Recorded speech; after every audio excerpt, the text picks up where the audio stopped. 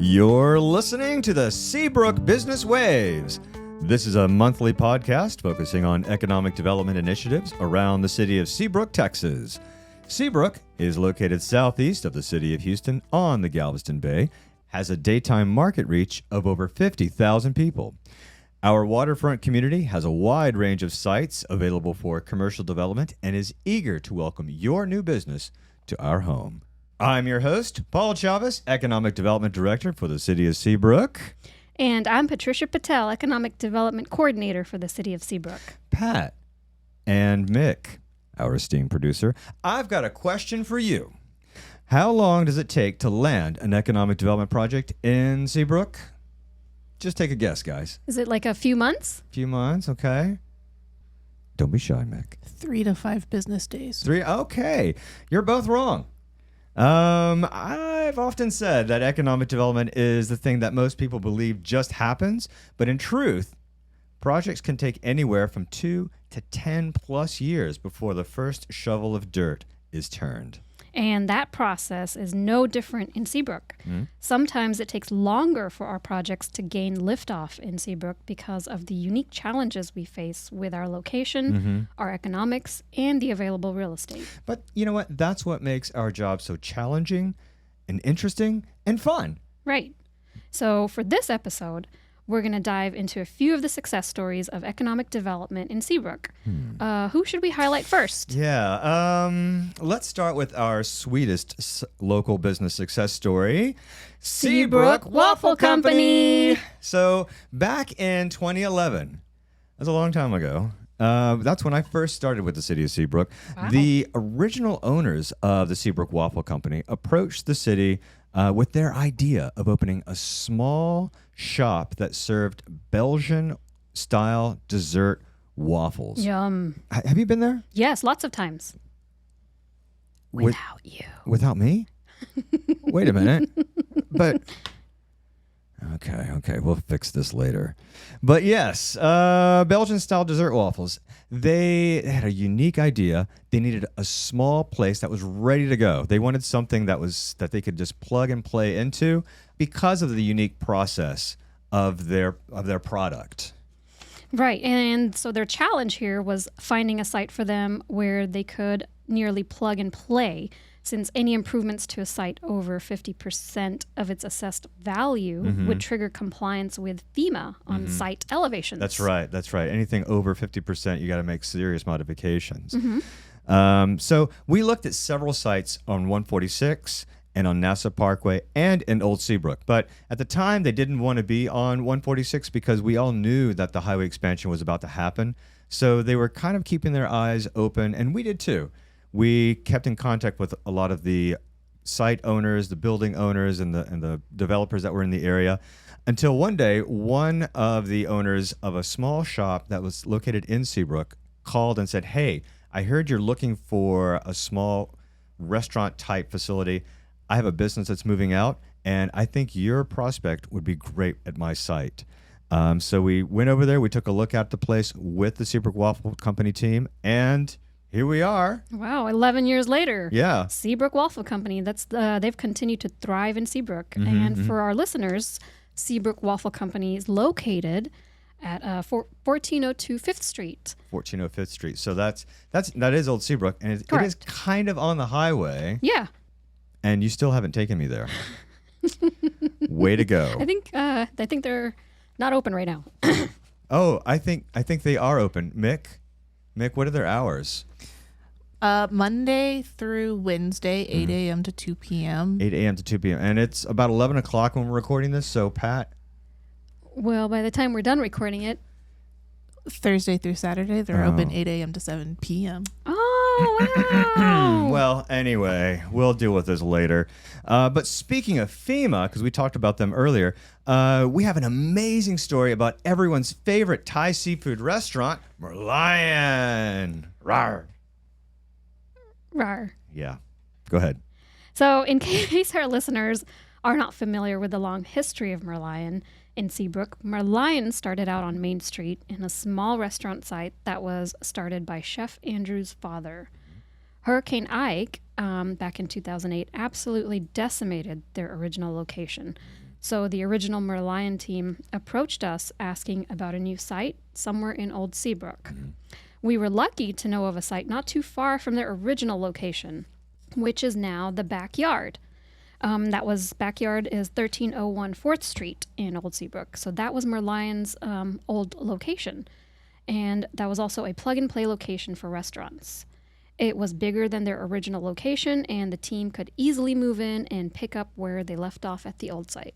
And from there, their success grew. So they went from this real tiny footprint, tiny little place.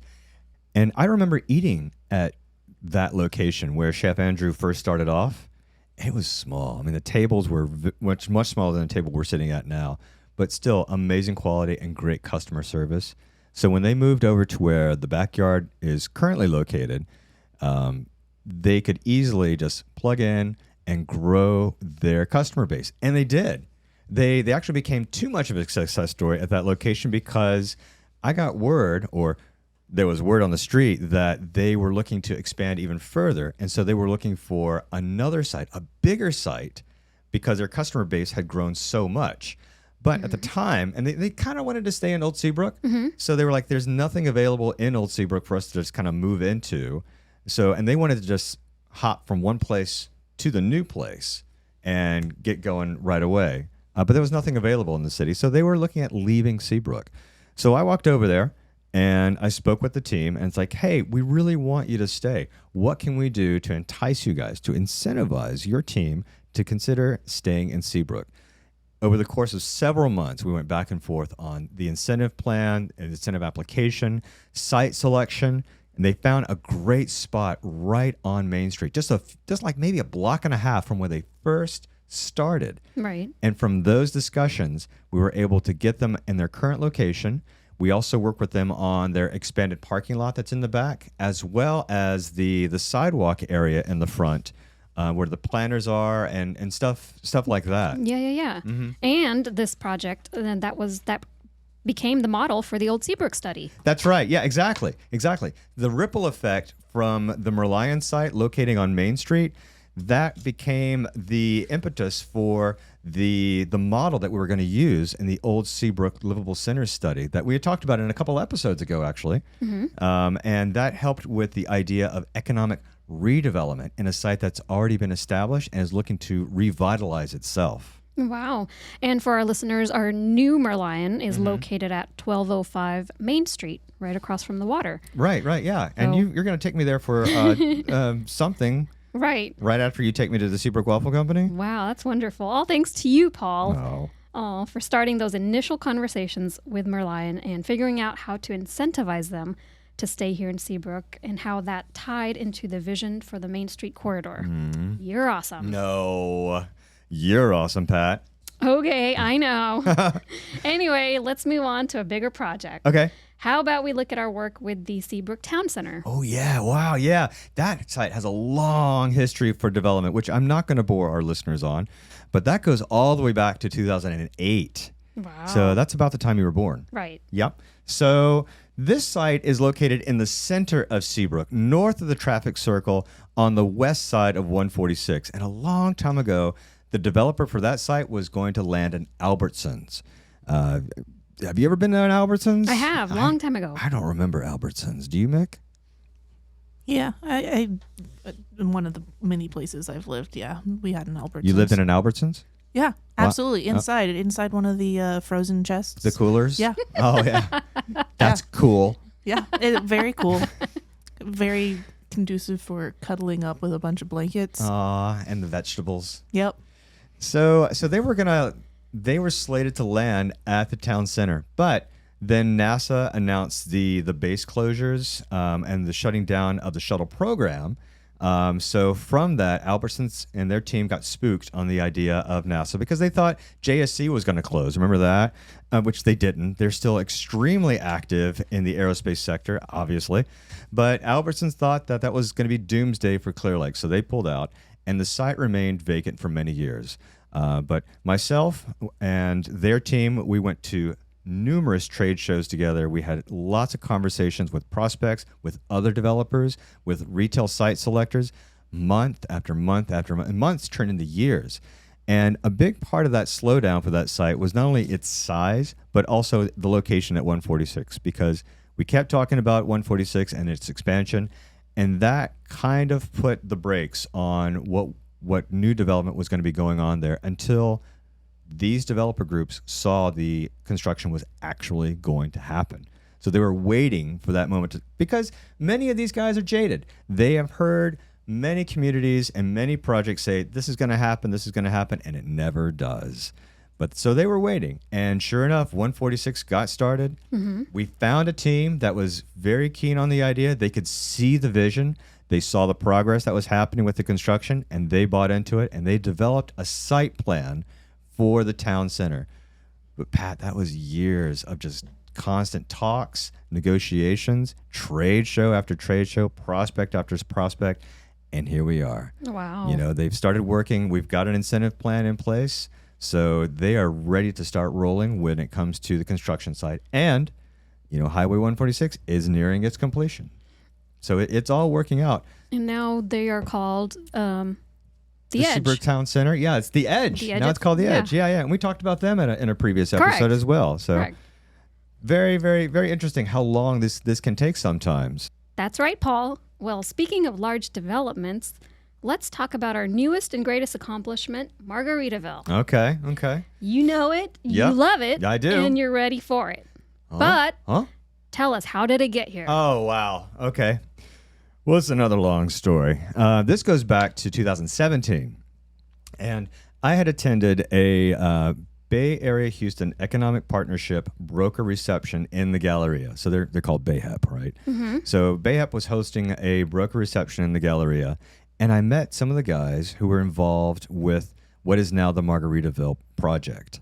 But they were looking at sites because they do other projects around the country that involve hotels, conference centers, high-end retail. So they do that around the country. And they were at this reception.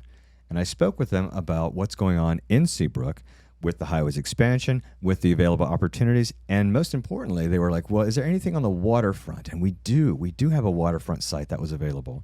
So they came down, they took a look at it, we all kind of looked through the whole thing, and they said, okay, well, we've got some other projects that we're going to be finishing up in other parts of the U.S., and we'll kind of get back to you on that. But they had their site on the location at NASA Parkway and at Rebstorf. So that big greenfield space where Margaritaville is going now. Mm-hmm. At the time, they were just looking at it and they said, "Well, we're going to put a pin on that, and we'll come back to you later." In the meantime, we had another group come in and be like, "We want to do a hotel here. We want to do some retail and so on." So those projects started, and that didn't get too far because they saw something very different than what the owner of the property was looking at and what we were looking at. It was similar, but it kind of lacked that pizzazz, you know, that name brand pizzazz. Right.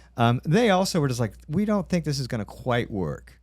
So, and that's how it goes in economic development, right? You know, you get almost to that finish line, mm-hmm. and then the prospect decides, maybe later. Right. But then from there, once those talks broke down, I went back to that team, the original team for Margaritaville. Uh-huh. I went back to them and said, hey, this site's now available. And they're like, we're going to jump on that. And here they are. Wow. But Pat, that goes back to 2017 and just that long history of keeping in touch with these developers mm-hmm. and keeping them excited, keeping them informed about the opportunities in your area. That's economic development in a nutshell. Wow. The long, long road to success. Right, from 2017 to 2023. Yeah. So what's the message here? It's important to maintain those relationships with prospects, whether it's for a year, 2 years, or in this case, over 10 years. Wow. You never know when an opportunity will show up and make sense to all parties involved. You know, I kept in touch with them over the years, and the time was right on their end and our end to make this happen. So also keeping in touch with your real estate community, because without that property, this project would never happen. Speaking of real estate, okay, let's move on to highlighting our next real estate here in Seabrook. We got 3 of them on the docket, don't we? Yes. Okay, let's hear about it. All right, so first up, we have 2202 NASA Parkway. Mm-hmm. That's for sale. 1.89 acres of commercial land, and that's between the Bolt House and Spring Hill Suites. And it is zoned Main 146. Mm-hmm. It's priced at $20 per square feet at $1.6 million. Okay. Oh, that's the Greenfield site. Correct. Yeah, the big open field. Oh, that's a really great site. That is right on Yeah. NASA. Okay. And then next we have 1902 Bayport Boulevard, which is for sale, 0.82 acres, and that's 35,719 square feet of commercial land. Also available in front of Kroger, and that price is $892,000. Oh, that's the piece. Walgreens was That there. Walgreens, right off of 146. Yeah. So it is on the feeder road on 146. Right. Oh, nice. Right, Okay. that's a prime piece. That's going to go fast. And then we have the Shops at the Commons, Oh, yeah. 3300 Bayport. Yeah. So we're just still up for lease. Okay. We have Building A, which has 5 spaces that are available with both end caps, ranging from 2,000 square feet to 4,000 square feet. Building B, now where Zane's and Donald's Donuts are located, Right. there are 3 spaces that are available, with one being an end cap. Nice. Okay. So the rate per square foot on those is $2.16 per month, plus triple net at 60 cents per month. Okay. Okay. And then we also have at the Commons the pad site that's in the front that's for sale. This is a bonus piece. Yeah. Okay. Right off of 146. Right. Oh, that is on 146. Yeah. Right in the front. Right in the front, that pad Nice. site. Okay. It's 42,700 square feet at $28 per square feet. Nice. Well, Pat, Well, Paul, I guess that wraps up our episode. that wraps it up for this episode. Head on over to seabrooktx.gov/Seabrook Business Waves to find all of our past episodes. You can jump from there to your favorite podcasting platform so you can listen where you like to listen. Also, please help our podcast by subscribing, hitting that like button, and leaving us a review. It's very much appreciated. Drop us a line at edc@seabrooktx.gov and let us know your thoughts on what we've covered so far and what you'd like to hear in upcoming episodes. For now, I'm Paul Chavez. And I'm Patricia Patel. And that's Mick over there behind the production board. Bye. See y'all later.